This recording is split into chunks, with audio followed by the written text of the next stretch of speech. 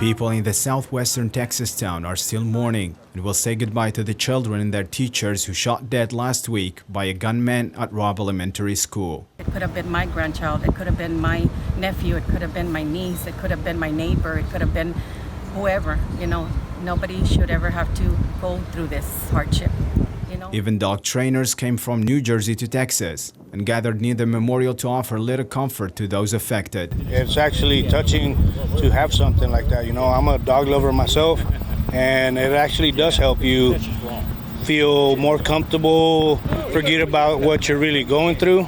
It's amazing how even the smallest things like that could sit there and change a little bit of your day, The emotions were also tinged with anger and blames on the police, whose response came late to put an end to the shooting.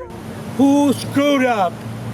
And they can tell me, we made a mistake, we went the wrong decision, but my great-granddaughter is not coming back to me.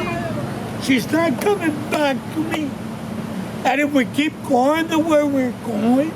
U.S. President Joe Biden met on Tuesday with New Zealand Prime Minister Jacinda Ardern, who offered her sincere condolences to the U.S. and recognizes the different political systems between the two countries in terms of gun control.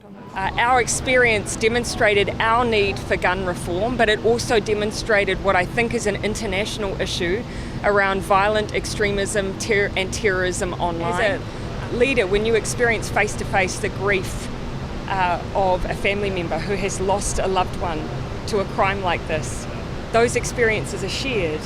And whilst we might have different circumstances, whilst there might be different legislative environments, that is something that we have both seen and experienced. And this book calls for an end to the gun killings in the United States ring out during President Joe Biden's visit to Uvalde, who promised to keep pushing for stricter gun regulation. However, would it be implemented to curb the continuous violence in the U.S.?